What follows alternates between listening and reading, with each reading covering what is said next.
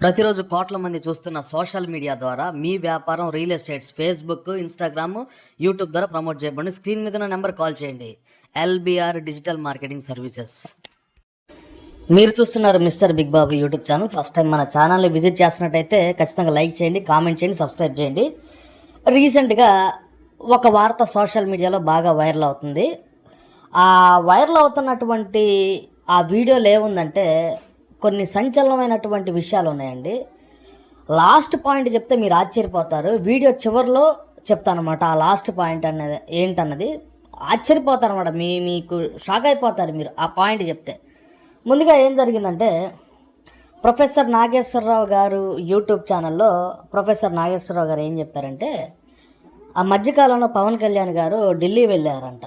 ఢిల్లీ వెళ్ళి, అయ్యా జగన్మోహన్ రెడ్డి గారు నేను తట్టుకోలేకపోతున్నా, అమిత్ షా గారితో కలిసిన తర్వాత, మన పవన్ కళ్యాణ్ గారు అమిత్ షా గారిని కలిసిన తర్వాత వైఎస్ జగన్మోహన్ రెడ్డి గారిని జైల్లో వేయండి అని అమిత్ షా గారితో అన్నారంట.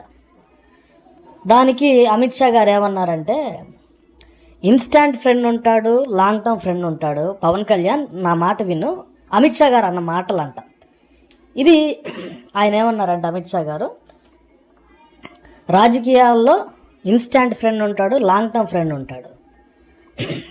జగన్మోహన్ రెడ్డి మాకు long term friend. Long term friend అంటే దాంట్లో చాలా పెద్ద అర్థం వస్తుంది. ఎందుకంటే 25 మంది ఎంపీలు కూడా వైఎస్ఆర్సీపీ పార్టీలో ఉన్నారు. సెంట్రల్ వాళ్ళు ఎలా ఆలోచిస్తారంటే, ఎవరికైతే బలగం ఉందో వాళ్ళపైన ఎక్కువ దృష్టి పెడతారు. పవన్ కళ్యాణ్ గారికి అమిత్ షా గారు చెప్పిన మాట ఏంటంటే, నీకేంటి అంత ఇంట్రెస్ట్, జగన్మోహన్ రెడ్డి గారిని జైల్లో వేస్తే మీకు వచ్చేది ఏంటి? జగన్మోహన్ రెడ్డి గారు మీకు ఏమైనా శత్రువా? మీ పార్టీకి ఏమైనా అన్యాయం చేశాడా అంటూ అమిత్ షా గారు క్లాస్ ఇచ్చారంట. ఇది సోషల్ మీడియాలో బాగా వైరల్ అవుతుంది. అయితే మీరు అబ్జర్వ్ చేస్తే, ఒకప్పుడు పవన్ కళ్యాణ్ గారి ఫ్యామిలీకి టీడీపీకి పడేది కాదండి. ఒక 15 ఏళ్ళు వెనక్కి వెళ్తే భయంకరమైన గొడవలు అనమాట. పవన్ కళ్యాణ్ గారి ఫ్యామిలీ పైన, అలాగే టీడీపీ పార్టీకి భయంకరమైనటువంటి గొడవలు ఉండేవి. అవంతా కూడా మీకు తెలుసు. అయితే ఇప్పుడు అమిత్ షా గారు క్లాస్ ఇచ్చారంట పవన్ కళ్యాణ్ గారికి. జగన్మోహన్ రెడ్డి గారి గురించి నీకెందుకు, అతను మాకు long term friend. Jaganmohan Reddy గారి దగ్గర పవర్ ఉందండి, బలగం ఉంది.